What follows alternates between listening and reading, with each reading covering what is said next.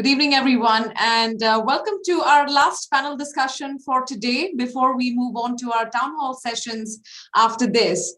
We've got an exciting lineup of speakers who are going to be discussing a very important topic, which is which are the EdTech tools that are there for interactive and collaborative learning. If you have any questions for the panelists, please post them under the questions tab in the live discussions button. Now, without further ado, I would like to pass my time to the moderator, Nino. Over to you, Nino. Thank you, Katie. All right, so hello, educators from all over the Philippines. A pleasant afternoon to all of you, and welcome to EduTech Philippines 2021. Educator and author Ian Jukes once said that for us to understand the world, we must be willing to immerse ourselves in that world. We must embrace the new digital reality. If you cannot relate, if you cannot get it, you will not be able to make schools relevant to the current and future needs of the digital generation. Ladies and gentlemen, in this type of pandemic, we have witnessed how education technology thrive to connect teachers and learners all over the world in pursuit of good quality education despite of the odds. I am Nino Parade Ponce, President of Possible Schools Learning in Antipolo City, and I will be moderating this afternoon's live panel on exploring EdTech tools for interactive and collaborative learning. So without further ado, let's get that ball rolling and let me introduce our competent and technology-driven educator leaders who will also share with us their great insights on today's topic. So let me begin with AI and ICT teacher from Southville International School and Colleges, Aristerio Santos. Hi, Aris. Hello, good afternoon, everyone. I am Mr. Aris Santos. I am an AI teacher of Southville, a part-time instructor also at Asian Seed Academy of Technology, a school under the management of Southville, which is an outreach school for scholars. Thank you for giving me the opportunity to be part of this prestigious event. Okay, we would love to have you here today, Iris, and we would love to hear your great insights later on our discussion. Okay, let's move on to our next panelist for today. We have the Innovation and Technology Support Officer from Miriam College, Henry C. Senior Innovation Center, Resty Collado. Hi, thank you, Nino. Good afternoon, everyone. I am Resty Collado. As Nino said, I'm the Innovation and Technology Support Officer of the Miriam College Technology Business Incubator. I also teach physics in the high school and also research courses in the college. So glad to be here. Thank you. Resty. Now let's have the Principal and Concurrent Registrar ICTO of CEU Integrated School Incorporated, J.R. Tayo. Good afternoon, everyone. Thank you, Nino. I am JRC Tayo, an Assistant Professor of Management and Information Technology, and currently the Principal and Concurrent Registrar ICT Officer of Centro Escolar Integrated School Incorporated, Manila, Malolos, and Makati, a subsidiary and the basic education unit of Centro Escolar University.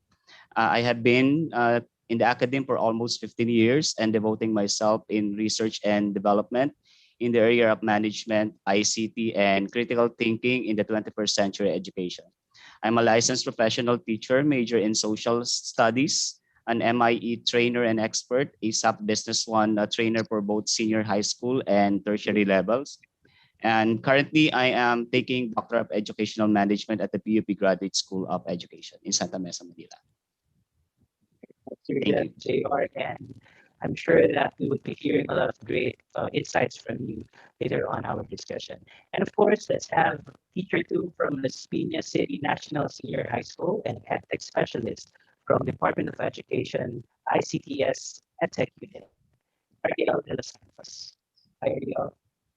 Yes, hello, good afternoon, everyone. I am Ariel de los Santos, one of the EdTech specialists of the Department of Education. And prior to my detailed assignment at the central office, I am a faculty member of the Las Piñas City National Senior High School CAA campus, teaching physical education and health from the Schools Division Office of Las Piñas City. And I'm the project lead of the Alternative Learning System EdTech Empowerment Program for teachers of the Department of Education. I'm very excited to be working with these panelists. Yes, and we are all excited to also, have great collaboration with all of you gentlemen. So, okay, so let's begin by, well, a lot of people are actually saying that last year, 2020, and moving forward will be the year of education technology. And when COVID-19 pushed different schools, many schools to go remote, educators and students, became more reliant on technology more than ever, right? And the transition to this learning environment also revealed new insights on the state of technology in education in our country. And they actually say that education system is evolving at an unprecedented rate and making effective EdTech investments will definitely be critical in the coming years. So let's talk about EdTech tools that we use in our institutions now. Let me begin by calling on JR. Okay. JR, Um, Sorry, Nino, yes, before Nino. we proceed, can you please check your microphone because it sounds garbled from our end? So I think while JR is answering the question, you can also fix your microphone. All right. So, what are the tools that are experienced in respective tools? What are the drivers adopting edtech tools? No. Um, to answer that, nationwide school closure due to COVID-19 pandemic have created the world's largest ever remote learning environment in the school year 2020 and 2021. And this is also known as the new normal in education. Uh, the move of virtual instruction has been a huge learning curve for educators, students, and parents also. But it's also been a boon for educational technology. Aside from teaching and learning, all processes in the schools are being converted into online mode. So in our school, in Central School, our integrated school, there shall be a paradigm of shift of the faculty and student in terms of the new mode of learning brought by the current state of disruption. So both faculty and students should be able to adopt the solution provided to be able to cope with the new normal in education and during this time of COVID-19 pandemic. So immediately brought by the COVID-19 pandemic, the school used the LMS or the distance learn for our distance learning modality, which is carried out still in school year 2020 and 2021. And this effective collaboration and interactive tools were used by our institution since 2016, which was the pilot implementation of senior high school program in the Philippines. It was designed originally as our enhancement program for our students, and tools are existing even before the pandemic. It became an instant change for both teachers and students who did not think that their interaction from face-to-face instruction will be disrupted. So in CEIS learning management system has always promised anytime, anywhere learning, we are currently seeing challenges and opportunities of this mode of learning. So while we look closely into the learning materials and its delivery, one thing that the school took very seriously is how the students will respond to this and make sure that interactive and collaborative learning is present. So every one of us and different school in the Philippines, including our school, would like to ensure the total student engagement aside from the classroom instruction, various activities were prepared for them. So supporting student remotely by a new remotely may be a new for many of us. However, it is time for everybody to be an active in online student engagement, connect resources, connect with student was most importantly, ensure that the school will care. And uh, we are here to support all our students and every schools here in the Philippines and also in abroad. Their endeavor is to sense of togetherness and social connection. So for me, maintaining student engagement right now is one of the priority of educational institution. That's all. Thank you. Okay, thank you for that, Jay. Or how about Aris in Southville? How is your ethic system, the types of ethic tools that you're using right now? Yeah, thank you, Sir Nino. In Southville, as everyone is not expecting what happened last year and until now, so in Southville, we are using Zoom for our assembly and for other school-related functions. But for class, we are using Google Meet and Google Suite. We also have our own LMS, which is Moodle. And the school created a team that will handle the training and giving a refresher course to all the teachers and staff, which we call Vault. This is the Vault team. We are the Vault team. We call ourselves the Virtual Online Learning and Teaching Team. So there. Thank you. All right. Thank So you. can I go next, Nino? Yes. Yeah. Yes. So for Miriam College, we use Google Workspace for education. This has been of tremendous help. We can't really measure how much of a big help Google Workspace for education is for our school. And as a physics teacher, I know a lot of physics teachers are watching us right now. There are readily available materials on simulations and interactive tools available online, which aided in the design of more interactive and collaborative learning. And aside from that, aside from those materials or tools, we also use real-world data from open databases, so we can design collaborative learning activities. Yep. Area, would you like to answer next? Yes.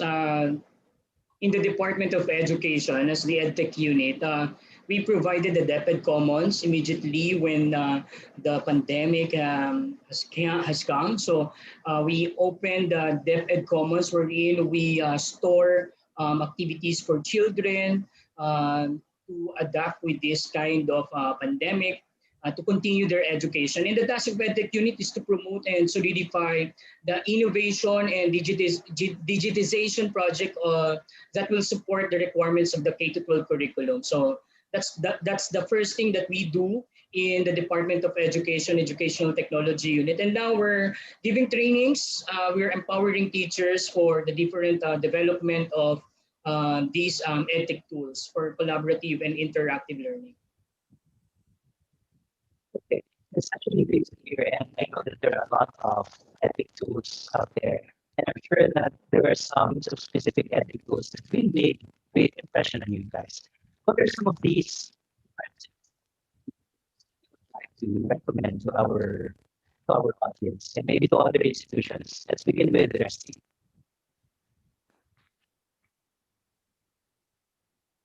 If I can just repeat the question. So I think Nino asked for the specific EdTech tools for collaborative learning and interactive learning that have made an impression on us. So which of these tools do we recommend? So can you go first, JR? All right. So in the case of Central School or Integrated School, maybe the first question that would comes to our mind is it always started with a question: how many an average of email do you exchange with your coworkers, with your students, with your colleagues, and even parents and other stakeholders every day? So how much time does normally take brief to you to the entire organization or the entire institution to progress the goals? So in CEIS, we get with the Office 365 to engage our students in distance learning and with different apps contents from our Microsoft partners. So CEIS students, educators, administrators, and even our non-teaching staff, as a registered Microsoft school since 2018, we use the Office 365 education. So one of the main feature of the Office 365 education that we are using for our video conferencing and for the synchronous session of our teachers to their students is the Microsoft Teams. So we call the e-students and e-teacher get MS Teams for synchronous and learning virtual sessions. So CEIS student engage with virtual face-to-face connection and activities to keep the virtual classroom for both synchronous and asynchronous connection or connected and having fun.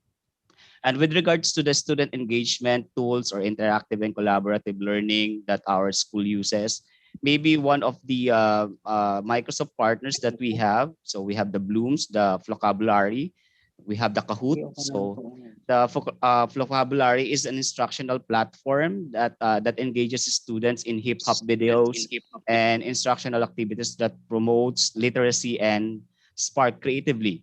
While Kahoot is an free access feature to support distance learning in schools affected by coronavirus outbreak.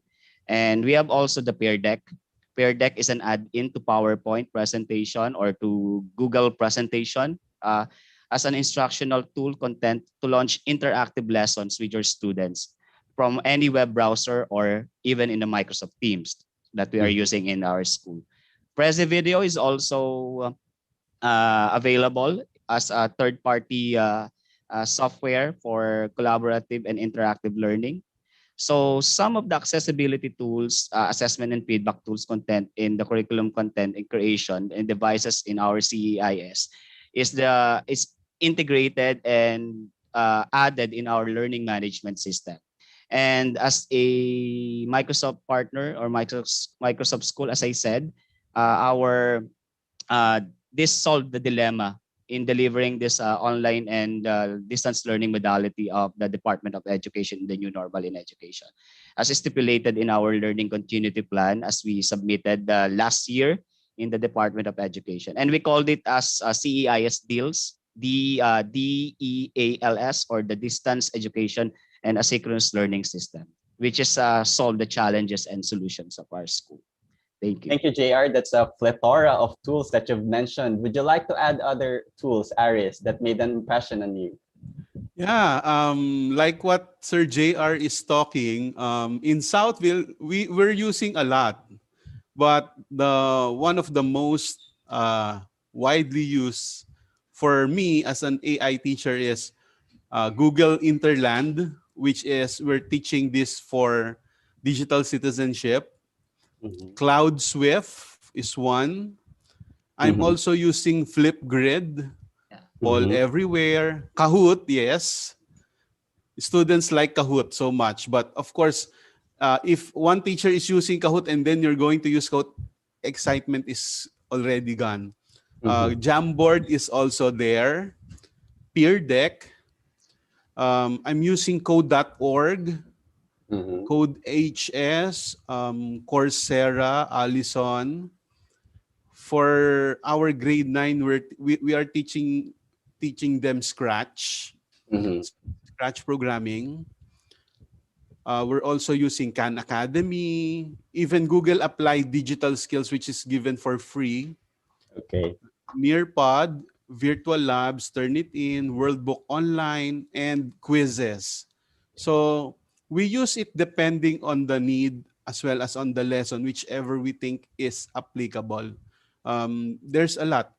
If only the teachers or you're going to search it in the internet and then you can read the comments or reviews, then we might as well, this is good for me. So let me try. Yeah. Thank you, sir. Thank you, sir. Thanks, Resty. Aris. How about you, Ariel? I know you have a lot of tools also in your mind, but which of those tools is your most favorite? Yes, I must agree that there are a lot of EdTech tools for collaborative and interactive learning that we share to our teachers. And personally, what I like the most are the app creators where teachers can make their own applications that they can use in teaching, apps that they can create online, but when they use in their classes, it's offline. So of course, I'd like to promote the DepEd TV and the DepEd Commons and also the DepEd Learning Management System, which I'll be talking about that later, more on it. Okay, thank you, Ariel. So, is Nino already back? Yes, can you hear me now? Yes, we can hear you. This is a lot better than before. Thank you, Nino. All right, I have to change my device here. All right, so okay, so definitely there are so many great tools that you're already using right now. But if you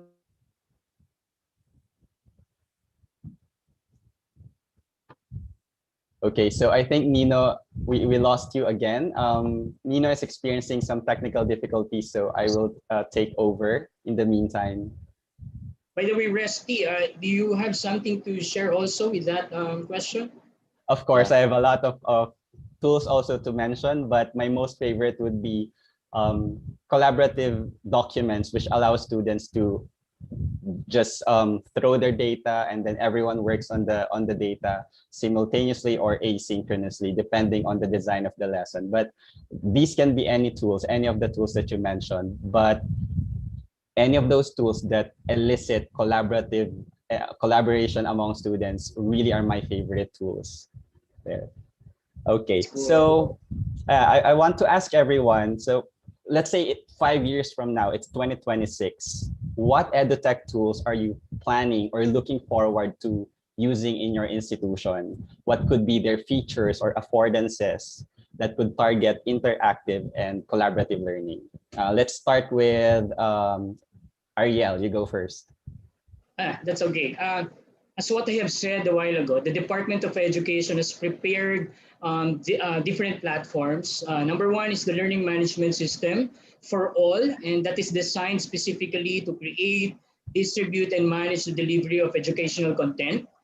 We are actually looking forward that all administrators, school heads, supervisors, teachers, parents, and learners of the public schools will be equipped in utilizing the DepEd LMS. With the DepEd LMS, learners are, and even parents can access all the contents of courses made by the teacher, submit activities, and complete assignments from the mobile devices. And one good thing about this is they can continue learning even if they are online or offline rather. So the DepEd portal offers both online and offline modalities. Am I correct? Yes. Yeah. Very, very good. How about you, Iris? Yeah, currently it was introduced to us the MIT app developer.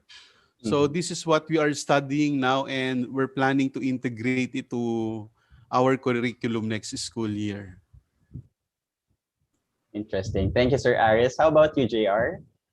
Yeah, I agree with Sir Aris, the MIT App Inventor. It's a good interactive tools for students. Maybe some of our participants here in EduTech offers the robotics program in their school, the science, technology, engineering, arts, and mathematics robotics program. So because it's pandemic now, we cannot do the real-time simulation inside the laboratory of the robotics laboratory. So maybe a counterpart or a very good alternative on that particular program for STEM robotics, we can also use the Minecraft for education, and then in Minecraft you can inject in different programming languages, like for example in the MIT App Inventor, like Sir Aris mentioned a while ago. In Python also, Python is also applicable on that particular, especially the Lego Mindstorm from Lego, which offers the real-time collaboration learning for both teachers and students. Maybe Sir Rusty, 5 years from now, the question is how the school might cater and handle this situation. So for me, 5 years from now, each schools here in the Philippines also, and maybe also in abroad, has a concrete or established guidelines for both students and teachers on how to handle and to maximize those learning technologies that are available to us. So as we all know, we are utilizing the Industry 4.0 here in the Philippines, but in some first world country, they have already the Industry 5.0. Maybe we are one left behind, but still the Philippines is pursuing that the educational technology has a success. Maybe, for example, in the DepEd, they have the educational technology unit that gives a lot of trainings for teachers, enable for us to cope up with this emerging technology. So for me, it's really important to have an established guidelines and so that the students, the parents, and the entire stakeholder of the school can adopt this big changes in the technology in our society. Thanks, JR, for that. I'm going to try and take over this conversation so that I can get Rusty to contribute as well, whilst Mr. Nino is trying to fix his audio. So, audience, we really apologize for this technical difficulty that we've experienced right now. So whilst now we were all discussing on the different kinds of tools that you like, you're going to foresee using in the future, etc. But based on your experience and all of you sitting here on the panel, what do you think are the drivers or the motivations in terms of adopting EdTech tools for learning? And I'd like to go one round with everyone to answer this question. So perhaps, ponder over one of those objectives of why do you think, tools are necessary to integrate into your everyday teaching and learning. So maybe Ariel, I will go with you first. What's yours? Sure. All right, so thank you. I think it's always best to empower our teachers for them to really adopt EdTech tools for more engaging classes. And the excellent drivers are actually the colleagues themselves. This is my personal experience, which happened when we were starting our training in the use and creation of open educational resources in the country. There is someone who pushed me to my limits and trusted my skills without hesitations.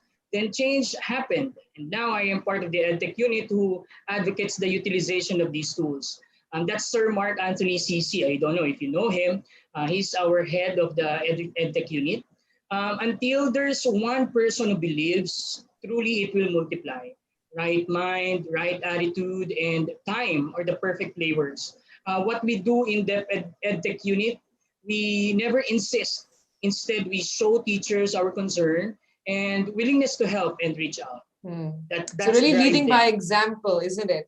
And also having those ambassadors, in your group who can be those ones who can talk about technology with your fellow teachers who are probably struggling at this time to, adopt this new way of teaching and learning. What about you, Resty?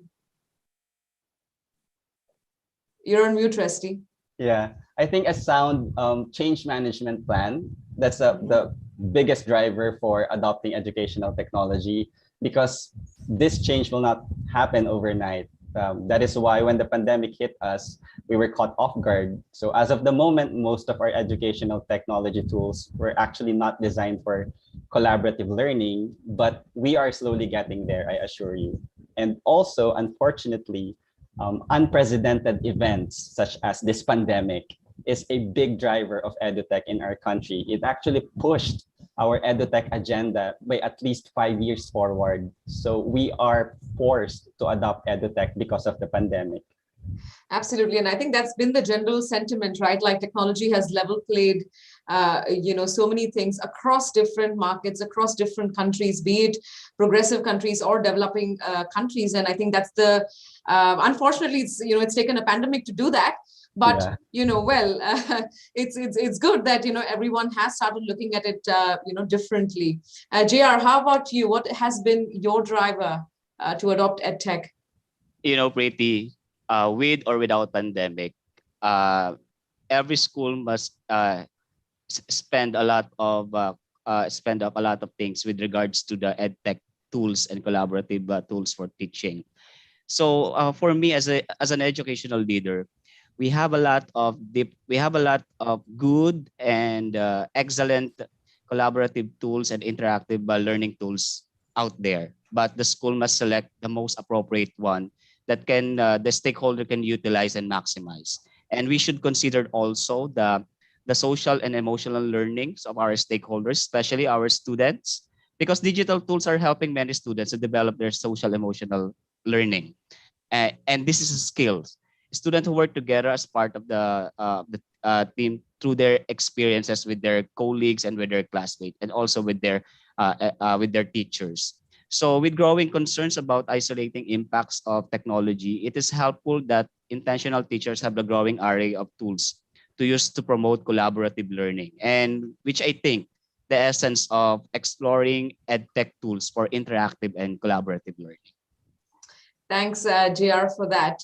I'm going to do a quick check-in to see if we can have Nino back. Nino, can we check if your audio is still working fine? Yes, I think it is now working fine. Unfortunately, Nino, we still can't hear you well. So perhaps I will move on to the next question. And again, I'm going to throw this to all of you, at the panel here. Whilst we spoke about, what can be some of our drivers, what, according to you, has been some of the deterrents to adopting EdTech? And I think this is something that, our audience have been talking through since morning as well. But in your schools and institutions, what has been your experience with that? So perhaps Aris, can I ask you to answer that? Yeah, number one, I remember when the government told us that they're going to suspend class last year, that was March. Our management easily called us for a meeting, and then they were asking us, are we ready for work from home setup? What are the things that we need? Who among from you can accommodate a good internet connection? Because that's that's a deterrent. Number one is internet connection. Number two is, do you have a good device, a gadget? Do you have a webcam? Do you have proper lighting? Do you have a good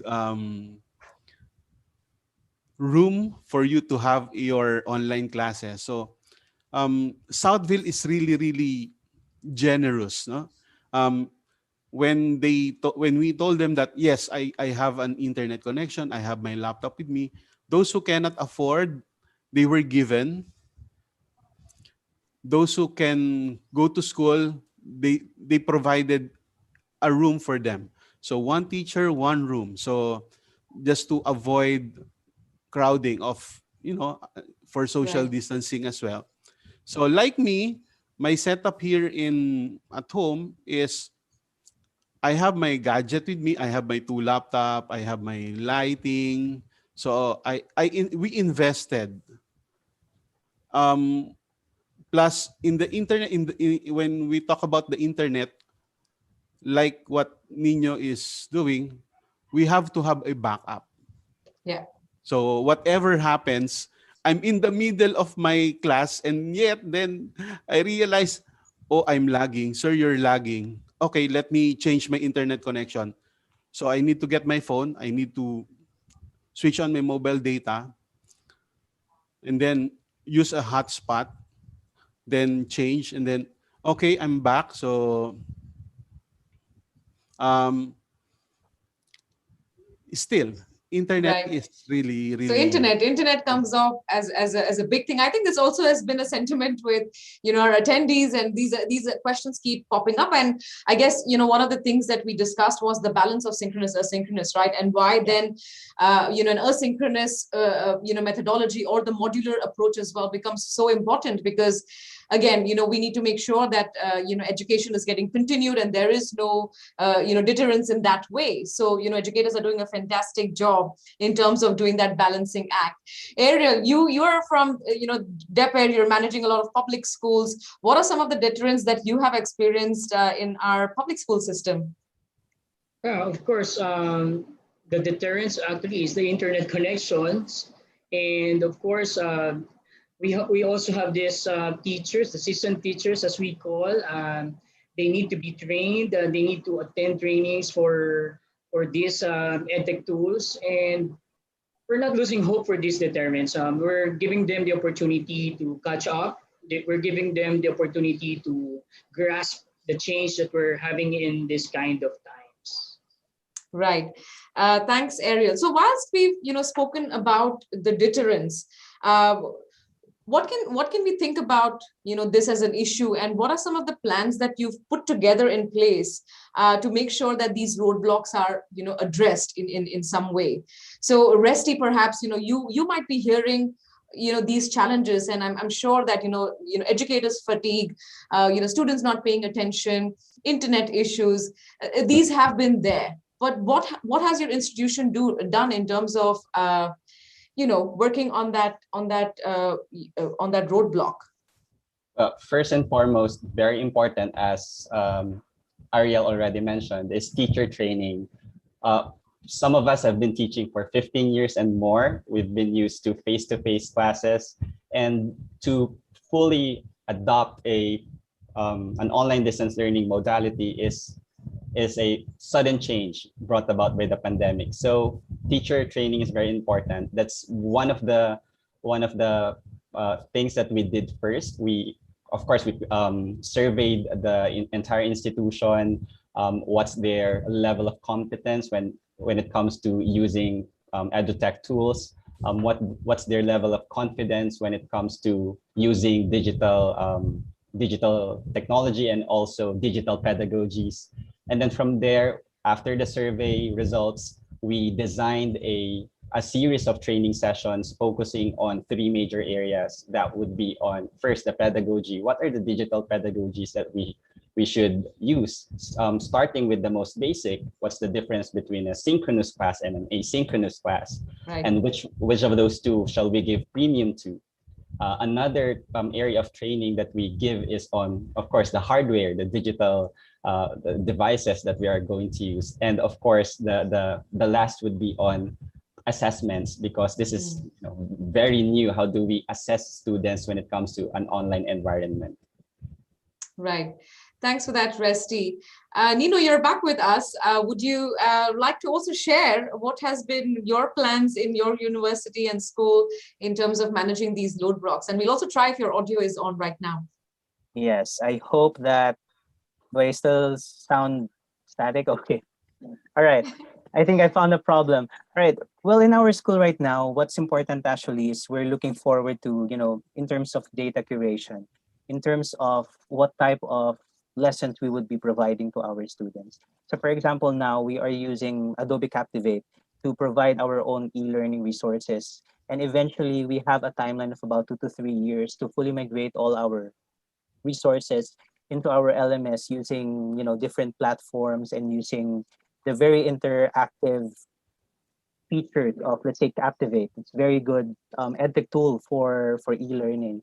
And I think what's important is, to really be visionary in terms of what you really want to achieve for your school, so that you can have this on the pipeline, like starting this year. Because since 2017, we have been employing e-learning already. So we are very much prepared even before the pandemic came. And that's why what we are doing now, it's more of enhancements. So I really think that's very important. As long as you would be visionary, as long as if you really feel that right now, that you feel that technology is already at its peak, you have to always consider that it's not, because there's more to come in the coming generation. So you have to really be on the lookout of what's new. So what's important is, to have this on the pipeline and make sure that you look forward of any changes. So I think that's pretty much what we are doing in our school right now. Right. Thanks, Nino. And Miss- whilst Miss we've Pretty, discussed can I add- the may I EdTech add tools, something? sorry, Ariel, yeah, go for it. Yeah, I'd like to share also the Department of Education is now its strategic goals and objectives in the EdTech unit.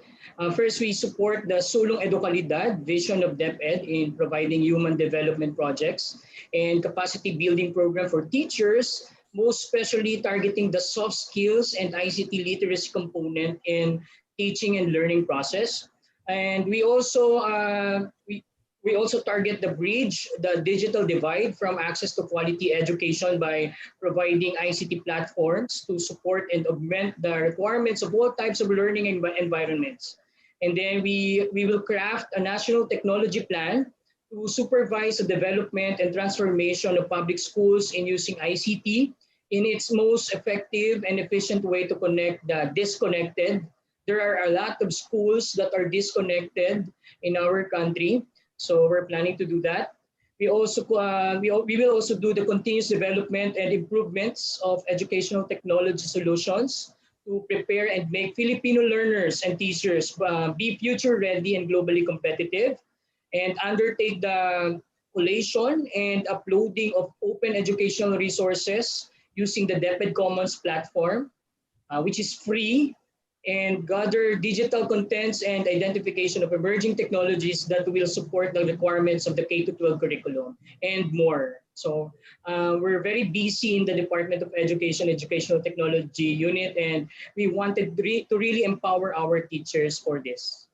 And I must say, Ariel, a fantastic job. What a task force that, DepEd has created. I've been working with most of you guys, and some interesting stories are, being shared since throughout the day.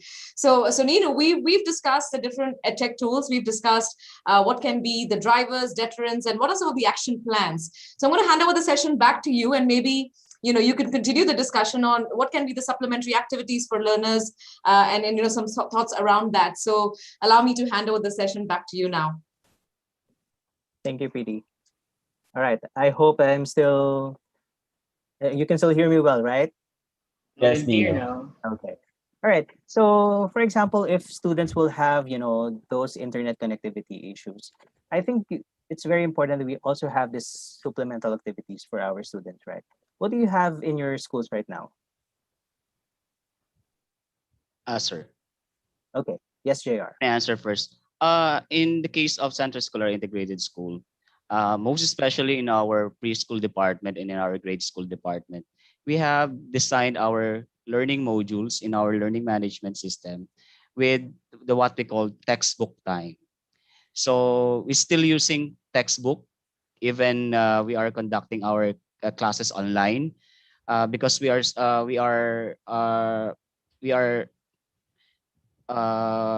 believe that to enable for students to learn, textbook is really important, and it will also require for them to have their reading and writing skills.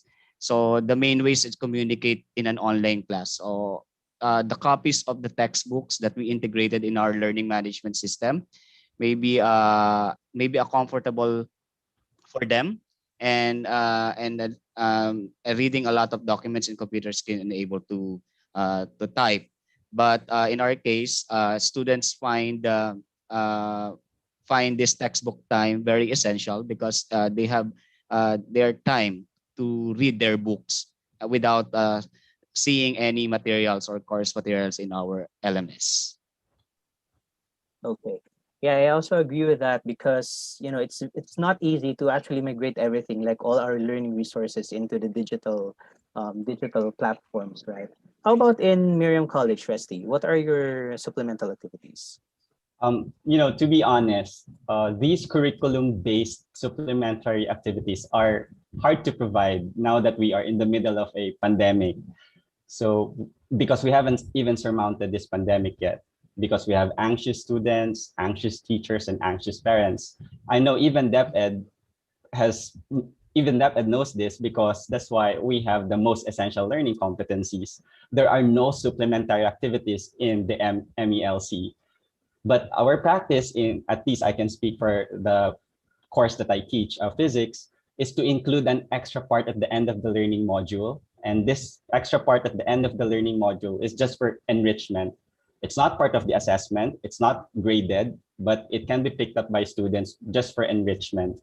But when it comes to extracurricular activities, we have a lot in MCHS in Miriam College High School, which focus on wellness and well-being. And some of these are even led by our students. We are very happy to have such supplementary activities for them. Oh, that's great to hear that you also have really a strong based support from the learners themselves. How about Aris in Southville? What are your supplementary activities? Um, in Southville, as an AI teacher, I'm using code.org as a supplemental activity for them. I'm using Code HS, Minecraft, Scratch, and Google Applied Digital Skills. But um, sometimes if the students has have a problem or has an internet issues, we are giving them a printed copy or a PDF copy instead of uh, this testing material, and then they will answer it using a small PDF. And then if they have a good internet already, then that's the time they will be sending it over. Okay. And how about Ariel in the public school system? What are your supplementary activities? I believe you have modules, right? So other than the modules, do you also have other supplemental activities that would, somehow promote interaction and collaboration among the learners? Yes, actually we have this DepEd Commons. Everybody knows that. And then we also have this DepEd online tutorial session for learners and parents. We call it as EduTECH, wherein we have volunteer public school teachers who are the tutors, and everything that is being taught in classroom. It is anchored by the curriculum, the MELC. So the learners and the parents also can actually go synchronously or asynchronously because it's recorded, so they can go back with the recorded videos of these tutorials. We also use the DepEd TV, wherein we also have these teacher broadcasters who were trained by our friends in different networks, journalists, and then we also have DepEd Radio and DepEd Teleradio in different provinces. So we're using these as supplementals. Yes, and speaking of deputy, we actually have a friend who is now a teacher broadcaster. So he's like, you know, like a superstar right now. Okay, so what do you think? How about let's go to the essence of EdTech tools in the educational process, right? What do you think is the vital role of EdTech tools in the education process as a whole? What do you think is really the essence of EdTech tools? Maybe we can begin with Ariel. All right. I think the vital role of EdTech tools in the educational process, it gives the students this stimuli.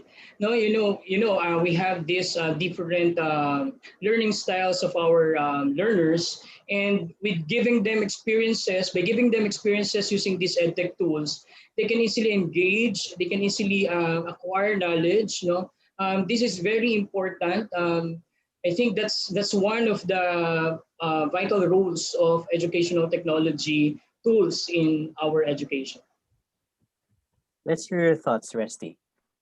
Actually, I wasn't able to answer about my vision of EduTech in 5 years from now in 2026. But if if I will look forward to that, I think the vital role of EduTech on in 2026 would be something of something that integrates machine learning, artificial intelligence, and data analytics so that EduTech tools can provide deeper insights for teachers, students, and parents alike, and even school administrators.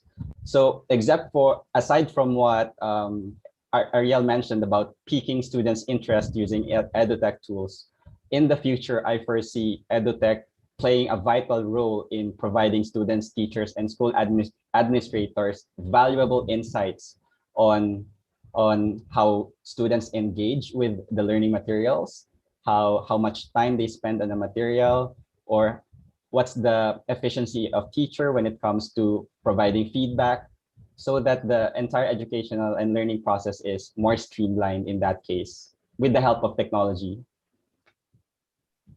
Okay, and I also agree with that, Resi, that we would also like to involve all the stakeholders in the school community, right? And how about JR? What are your thoughts on the role of EdTech tools in the educational process? The role of EdTech tools in the educational process is the realization of the 21st century education. So the 21st century education required different skills, as we all know. So maybe the one skills that we are talking about is the problem solving skills and the critical thinking skills of the students. Not only the students, but also the teachers. We opt to produce an innovative teachers that that might use this what we call EdTech tools in realization of what we call the education 4.0 or the 21st century education. So for me, it is really important that in maximizing those EdTech tools in realization in our vision 5 years from now, as Sir Resty said, both learners and teachers should possess the following. So maybe a characteristic to succeed this particular educational tools 5 years from now. So we have to train, to teach our both learners and teachers to become persistent, because it perhaps the biggest key to success in online learning is persistence. Students who succeed are those willing to tolerate technical problems. That is one of our issue right now during this time of pandemic with our students. Effective time management skills, both teachers and students, because this is a skills don't just happen. They have to be learned. And once you do it, it will benefit throughout your life. And another thing, maybe effective and appropriate communication skills and the basic technical skills that we required for our students. I believe basic technical skills is really important in this online learning and in this EdTech tools that we use every day in our asynchronous and synchronous sessions with our students. Online learners need to be up or basic technical knowledge to succeed in this online modality of learning. And this includes the ability to create of our students to navigate the internet, to navigate the tools that that the teacher is using, and how they can react or collaborate with one another. And of course, motivation and independence is important. To be successful as an online student with these different types of EdTech tools that we have right now, it requires independence and internal motivation for our students and our teachers. There's a responsibility and a certain level of maturity. And lastly, a good study environment. I think Sir Aris mentioned this a while ago. A good study environment for our students is very important to maximize those EdTech tools. This is one of the critical component of academic success because of the environment of the study environment of the students and the learners. So we should consider the ergonomics. The student will be more successful with their learning and being responsible and participating and having a positive attitude with those what we call the EdTech tools for collaborative and interactive learning. Okay, So, thank you sir. so much, JR. All right, how about Iris? Would you like to add to the insights already provided? Yeah, I agree with Sir JR. Actually, we are now in the digital world. So we call our students digital natives, and we cannot say no already. So the best thing is we have to embrace it. The best thing we can do now for our students is to teach them how to become a good digital citizen. So digital citizenship, it is their way on how to behave properly, act properly, and react, whether online or offline. Yeah, like what Sir JR is mentioning earlier. Plus, in Southville, we are always telling our students to let's inculcate our 5 C's. So, what are these 5 C's for of Southville? We call it character, collaboration, commitment to achieve, competence, and creativity in order for them to face the real world when they go out. Thank you, sir.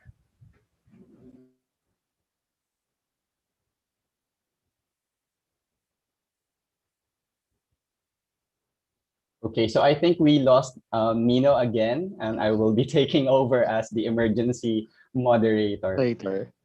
Okay, so I guess I need to provide my response as well.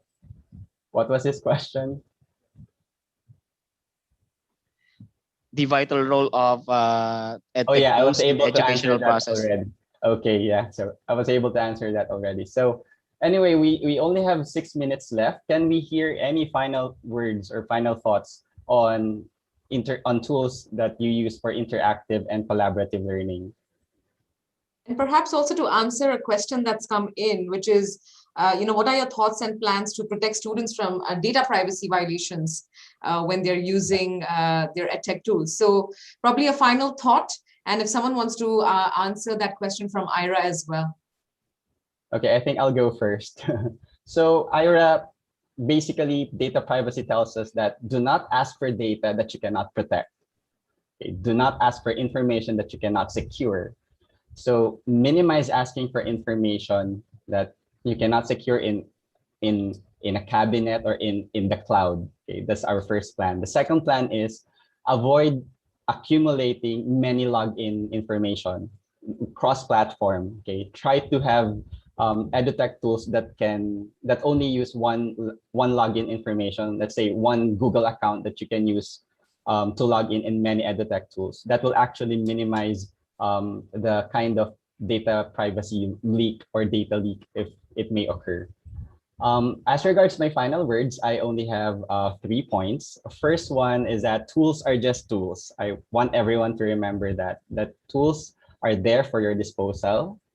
Based on our market research, if our perception is to use tools only to pique students' interest, then the computing industry will only react to our needs. They will only develop EduTech tools that pique students' interests. But if our need is based on a value that we want to add to our students, let's say collaborative learning, okay, collaboration, then the computing industry will be pressured to design EduTech tools for our need. So they will be designing more educational technology tools that allow collaboration. I want to envision a collaborative lab experiment. As a science teacher, that's a game changer for me. If there is a remote science lab experiment that everyone gets to dissect a frog together or perform a science experiment together while like together virtually and doing it remotely, that would be very awesome and excellent. Second would be, this is for all digital immigrants out there, seasoned teachers as we call them. Please take your time to scout for the most useful tool that fits your classroom perfectly. And when I say fits your classroom perfectly, it has to depend on the teacher competence, the curriculum, and of course, how much money you have. Okay, cost is one deterrent. Cost is a great deterrent. Not because it's popular means that you will use the same. Okay, I want you to keep that in mind. We are using Google Workspace for education. It might not work for you, but it works for us. You may not join the bandwagon immediately. Okay, so come to plan ahead which tools you will use in your school. And lastly, pedagogy before technology. That's it. Thanks for sharing that, Restri. Quite nicely said. JR, do you want to share your final thoughts with us? Yes, I agree with Sir Resty. So in our case, as a school administrator, we have to select the most appropriate one for the school to be used by the stakeholders, and train the teachers, orient the students and the parents and other stakeholders of the organization. So as my concluding statement for this afternoon session, educators worldwide are doing more work in shifting classroom practice from the, predominantly individual learning activities to collaborative learning strategies. So, and there is a growing number of ways that technology is boosting collaboration in learning. So we should consider the following as an interactive and collaborative learning tools. And please remember those things for all educators and Thanks. also to our co-speakers. Communication tools are important. The learning and the project-based work learning is important. Immersive learning tools integrated on the tools is really important. The game-based learning, as Sir Aris said a while ago, and the learning platforms with collaborative features and security. That is the most essential of using interactive collaborative learning. Thanks, JR. Well said. Ariel and Aris, we've got just 2 minutes left, and Nino as well. Why don't you maybe choose one word that you want to sum up, as something that you want to leave the audience with? What would that be for you, Ariel? I think let's make our classroom one word. Experience. I want the teachers to learn that we need to make sure that our classes is not just a place, it's not just an environment, it's an experience wherein we can use different tools, wherein the learners will adapt changes, the learners can learn easily while having fun, because these are 21st century learners, and what they wanted is this kind of tools. So we have to use this, but let us not forget the characters that they can learn from this. Thanks, Ariel. One word, Aris and Nino, just about 1 minute left. So one word from you. Yeah, for me, it's character. Character. Yeah. And Nino, what would that word be for you? Well, this would be for school administrators. 2 words actually: envision and innovate. Do not forget those. Excellent. Thank you so much, everyone. Whilst we had some tech difficulties, but I think a fantastic discussion after all. And, thank you everyone to contribute your ideas, your thoughts, and make this panel session, which was the last panel session of the day, quite useful and effective for our audience. Our next and last final session is our town hall meeting. There'll be a link to the town hall meeting on the agenda. Please do click that to go to that session. But with that, thank you so much, all of you, and have a wonderful day. Thank you Thank you very so much. Thanks everyone for attending. Thank you,